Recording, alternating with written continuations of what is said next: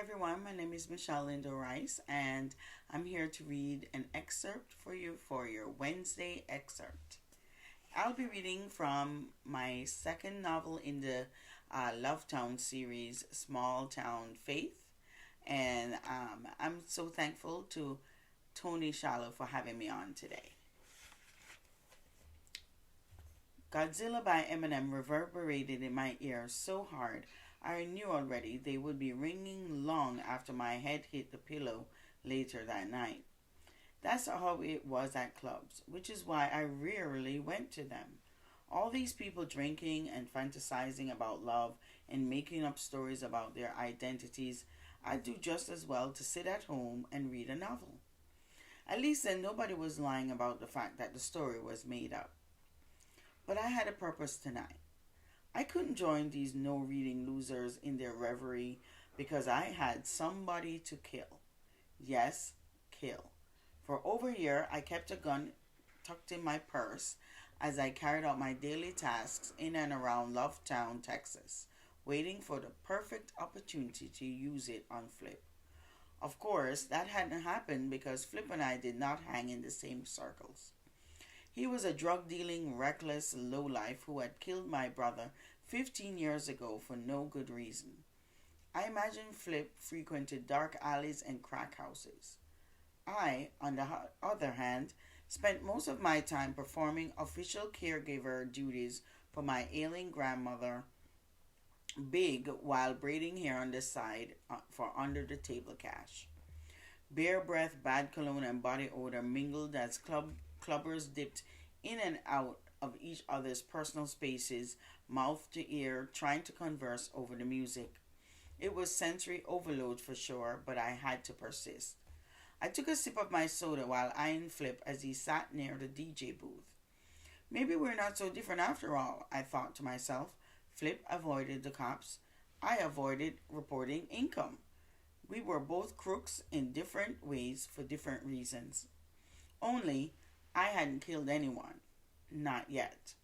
A slight jab in my side brought me back to the present. He's cute, right? Who? That guy you're staring at. Lexi Reese pointed to the pointed a red coffin-shaped nail at Flip.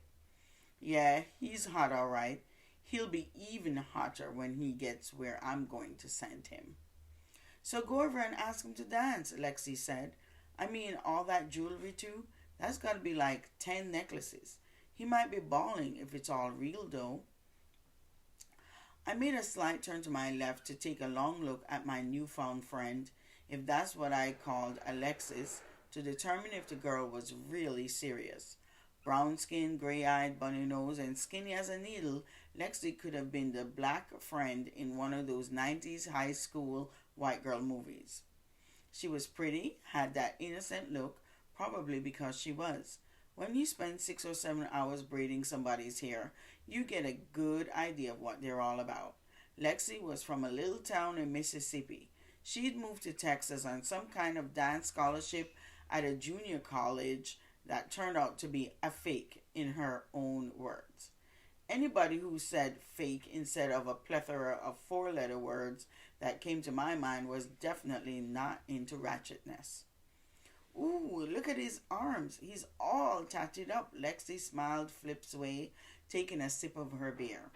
If you don't want him, I sure do. You serious? I asked. Girl, nah, I can't go over there, but you can. I mean, look at you. I would kill to have your high cheekbones, that flawless skin, those perfectly shaped eyebrows. And like, I've seen you first thing in the morning when you braid my hair. You literally wake up that way. Natural beauty. Really? Makeup almost takes away from your good looks. You look like a grown woman. Meanwhile, I look like I should be standing outside a grocery store selling Girl Scout cookies. I laughed a little, though it was hard to appreciate Lexi's joke over the glaring music. It's true, guys don't like me. I got no curves. She slapped her flat behind. My grandma says that after a woman has her first baby, she picks up weight, I said. I would need multiple birds, all at once, Lexi said, but that probably won't help. All the women on my mom's side are skinny like me. Something's wrong with our metabolism. Like, we start shaking and stuff if we don't eat a lot of food.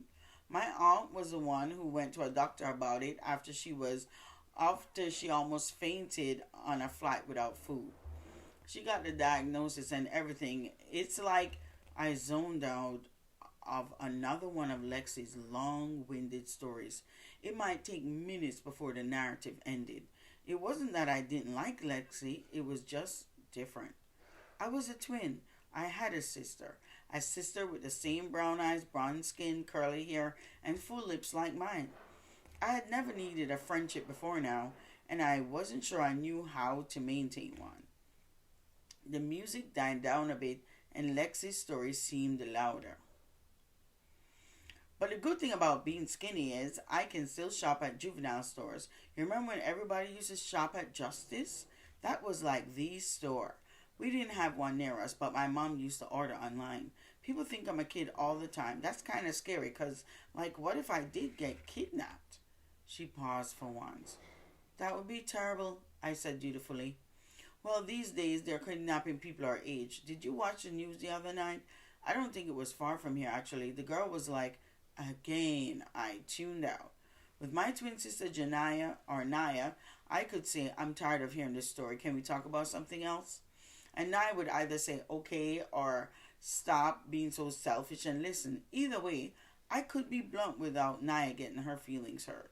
Twins have a lifelong bond. There was never any danger of breaking it. But I hadn't counted on Naya stretching it across half the country by getting married and moving to Washington, D.C. to start a new life as a wife, nursing student, and soon-to-be mother. Now here I was in a dimly lit hole-in-the-wall club, finding myself and sitting next to some chick who was nice but a little bit annoying, staring at a man I wanted to kill. So I just share with you, again, an excerpt from Small Town Faith, and this is the book that I co-wrote with Michelle Stimson. Again, my name is Michelle Lindo-Rice, and this was a Wednesday excerpt, and I thank you so much for listening to me.